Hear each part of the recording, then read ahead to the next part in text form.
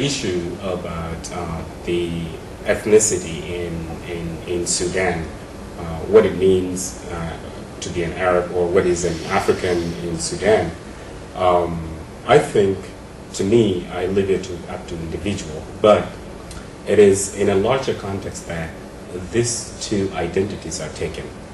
For an African to remain or call him or herself that she's an African, there are a lot of things, components that come with it. If we take economic issues, does have a lot of influence into why would somebody choose to be to identify with certain group, whether Arab or Africans. Typically in Sudan, Africans are economically inferior compared to the Arabs, both economically and politically, meaning that an ordinary person would certainly not want to identify with an inferior culture. Therefore, the majority of people actually racing toward becoming an Arab. And since Arab actually is the dominant in terms of military and economic, as well as education. So the entire system in Sudan is oriented toward monopolizing the country's diversity and making it only the Arabic identity. The indigenous people, they all suffer from the Arabization of Sudan. Southern people, Darfurians, and Nuba Mountain,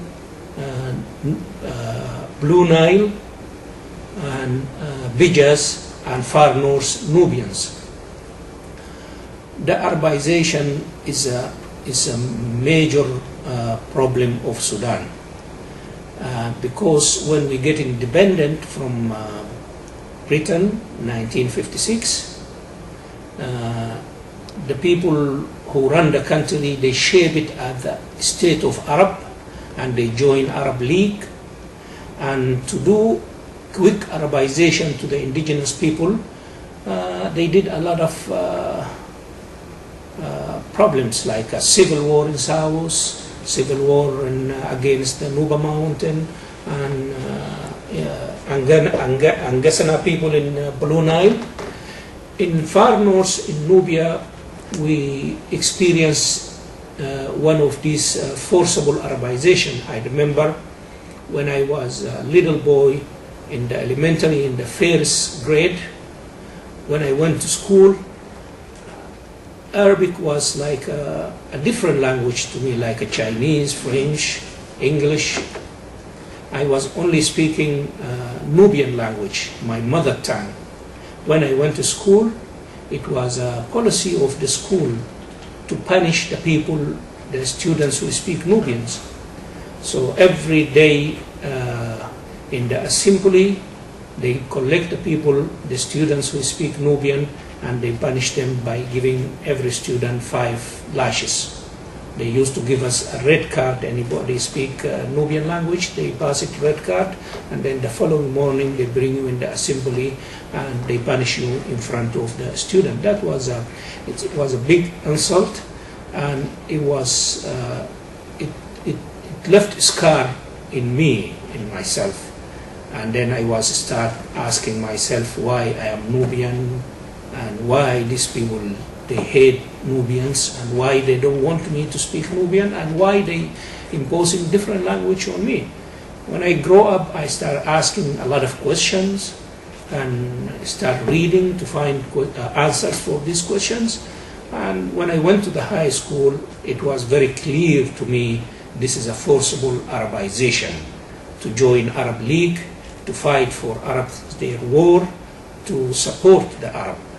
And this was a problem of Sudan as we understand in Sudan. And when I say we, means the indigenous people, the Kushites, the people who don't want to give up their heritage, their culture, their language. An example of the ethnicity as the base of the conflict in Sudan would be I did not live it firsthand, but the generation that is before me that attended the schools in Nuba Mountains, for instance, they tell me not too long ago about people who are today 40 years old today. They tell me that when they first began to go to school, they were not named any Arabic names. They were named Nubian names. For example, Coco, Kodi, Kalo, and so forth. But when they want to go and register in these schools, they were forced to actually have a second name, and that name be the name that to be used in formal documentations. So if a student is to have a degree, will have his name or her name in Arabic on that degree, not the original name of the language. Also, if I was told that if a student were caught to speaking in his native tongue, actually there is a punishment, either by lashes or some sort of punishment. And one of the punishment is that a teacher would draw a donkey's picture on a curtain and with a rope on both sides. So if any student were caught to speaking Nuba, he would, the teacher would take that picture and hang the donkey picture and hang it on the neck. And that student is not supposed to remove that picture from his or her neck until another Nuba person speaks Nuba, and then he would take it then and hang it on his brother or his sister. Therefore, each student is forced to not speak it at all. And in the longer run, it becomes kind of a stigma or a shame or not a good thing actually to communicate with any students that are Nuba. Therefore, they picked the language of Arabic as the main and the most prominent language. The people especially studying history, they don't remind that, or they don't write that in the books now, because the genocide, first genocide happened by the Arab when they attacked the Nubian kingdom. This genocide, first genocide happened in Sudan. And when the people talking about that, they are crying. When I ask some elders people, they are crying because they said they hear from the elders there is damage. Arab come and damage our villages and destroy everything. And that is genocide happened first time in Sudan. From that time, the Nubian suffering from their language, from their heritage, because the Arab says that in the heaven, Allah or God told the people by one language, the Arab languages. In the Arab language, the Quran come by Arab language. They said to us, in the heaven, only one language is Arabic. That's why the Nubian go to learn Arabic and they forget their languages. And now we're facing the dams, and we're facing the Arab education also, because as our brother says that they don't need us to talk our language, because if I miss my language, I miss everything. And if I miss my identity, my history, my culture, everything, that I am something, I'm not a comfortable person. And when I miss all these things, because I am a human being, I have mom, I have mother, I have grandfather, I have grandmother, I have a history. And I cannot forget all this history and take Arab history. The donkey picture, such as this example that I just brought up, is one of the little, one of the few, one of the many, I should say,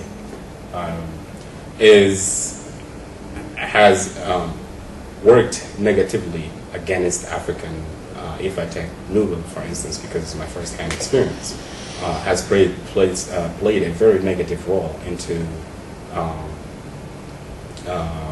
diminishing that language and discouraging its evolution as a language that is spoken by people, and therefore people not be honored to speak it. And therefore, as Khalid said earlier, language is the container of the culture. So since people have been ashamed to speak their own language, therefore they can also be ashamed to practice their own traditional activities, let's say dances, let's say singing, let's say any whatever game that they play that reflects their own identity. And religions, also to go there and practice religion is also part of cultural elimination that has occurred during that period. And therefore there were a lot of people that were converted either to Islam or actually to Christianity, both. Yeah, because we need this system, like American system and democratic constitution, and to divide the religion from the state. Because Sudan is different people, different culture, different religion. You cannot rule it by Christian or by Islam. As Khalid mentioned that we have our own religion. That religion come to unite people or to discrimination. Islam, we respect all the religion, if I am Muslim or Christian, but we need to separate that. State for Sudanese, religion for me and God, Christian for me and God, that's it. What can be done to end the conflict in Sudan and promote African identity in Sudan to the highest point rather than remaining in as an inferior culture would be to first have justice in place for what has occurred. Of course, many people, many international players have skipped the concept of the atrocities that occurred in South, in Nuba Mountains, in Blue Nile, and these things seem to not have any attention at all. But at least there is that international focus, even though naive and a little weak, in terms of bringing those who are committing genocide and atrocities in Darfur, and are still committing that atrocities in the east and in the Nubian, or far north, should be brought to justice. Well, we want to see a political change in Sudan. When I say we, the marginalized people, we, the indigenous people of Sudan, we, the Kushites, the Nubian, we want to see a democratic, secular state. All the Sudanese equal rights. We respect, Sudan state have to respect human rights and the rights of the indigenous people to develop and to preserve and develop their culture, their heritage, their language, and not labeling Sudan as an Arab country, and the religion of Sudan is Islam, and the official language of Sudan is Arabic. That is for us unacceptable, because Sudan used to be Ethiopia, used to be Nubia, used to be Kush, and Kush never been and will never be Arabia.